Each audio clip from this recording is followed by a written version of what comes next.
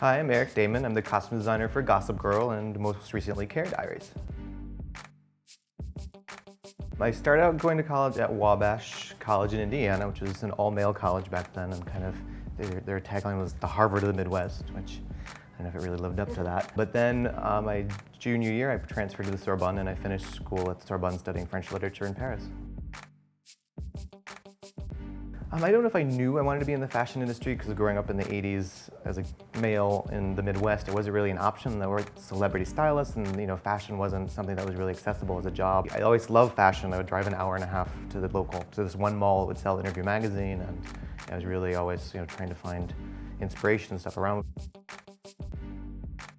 I think my first aha moment was really when I moved to Paris and I started working for a boutique there and kind of became their merchandiser and buyer. I started out just kind of as like a sales boy and just kind of worked on the floor. And all of a sudden I was like surrounded by all this amazing fashion. It was Paris and I just was in this kind of really amazing designer boutique.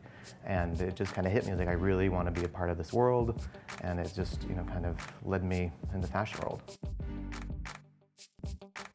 Working at this boutique, Magic Circle was kind of known as a fashion destination in Paris, and I was scouted out by one of Steven Meisel's scouts one day, and I came home from work one afternoon and there was a message on my answering machine that was from Steven Meisel's studio, and they're like, this is Meisel's studio in New York, we'd like to fly you out for a Calvin Klein campaign next week. It's one of those moments in life like where I wish I had, this old school, voice, it wasn't a voicemail, it was an actual recorder, and I was like, why didn't I keep that tape? But I didn't keep it, but I did. I always cherish that moment when I come home from work and you're like, is this real? Are they really leaving me this message? I really think there's paths that cross and you really need to be able to jump on the bus that's going by. I think it's really, really important to take chances and kind of, hop onto your dreams. If that star is coming by, I think it's really important to choose that path and that fear. I think it is very important to have a mentor and to have someone that kind of can lead you into the industry and kind of teach you. For me, Patricia Field was a big mentor towards me. I actually was buying her collection in Paris at the boutique I was working at. And then once I started working in New York, paths just kept crossing, and then I went from modeling to styling, and then from styling to costume design, and she kind of really gave me a great lesson and schooling, and it was really like the best costume design 101 working with her. What I'm always very impressed with is when someone does their job and they'll actually go forth and do something that's even bigger than their job or outside of it without having to tell them oh, we have to do a spreadsheet for this. If someone's working great for you, then the more I can help them out and the more I can promote them.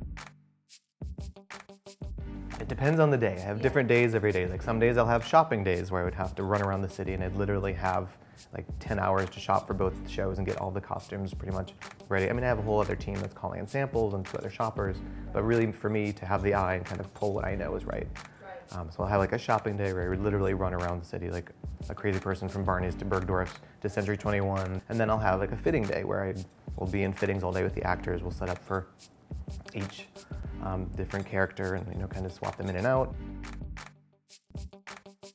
I think organization is huge and definitely management skills. I feel like because I did have a strange political poli-sci base and it was a very kind of clinical mindset, almost Cartesian in a way. You really have to learn to separate, okay, I'm fitting Blake Lively, then I'm fitting Anna Sophia, and it's just kind of, I think to really be able to divide that in your mind and kind of have a vision of both things is also, so you kind of have to have a little bit of ADD, but it needs to be controlled. I think New York really for me is just so inspiring.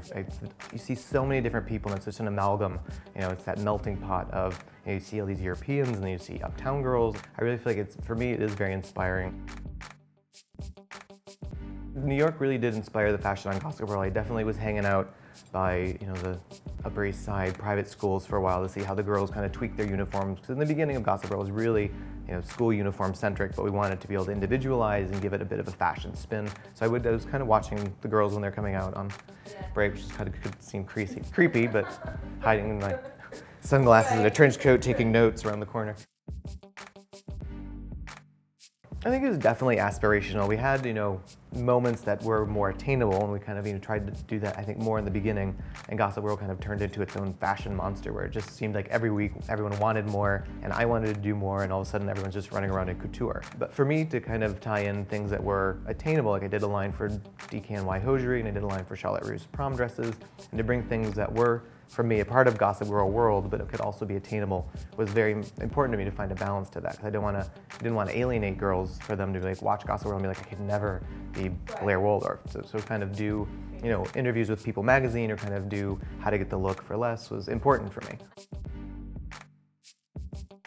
I have to say I stand by all my fashion choices, and when I first started college I was kind of a skater punk, which seems a little weird, but I was definitely riding around in my neon pink skateboard that was covered in stickers, and I had Converse high top, like the triple layer Converse high tops, and I was a skate punk for a while. And that was kind of my initiation into the grungy fashion world of college, and then kind of switched over to being more of, you know, a Jean Paul Gaultier fashionista when I moved to Paris. I think we've seen a lot of 80s fashion trends that have been happening, and I think what we're trying to do on Carrie Diaries is kind of make it less 80s centric and make it more, we call it aspirational authenticity. So it has an authentic feel to it, like you'll see a pop of neon, but you're not going to see Carrie in head to toe neon. Or you see it in something that has a bit more of a shoulder pad. You know, we'll take 80s pieces and kind of try to really give it a contemporary spin.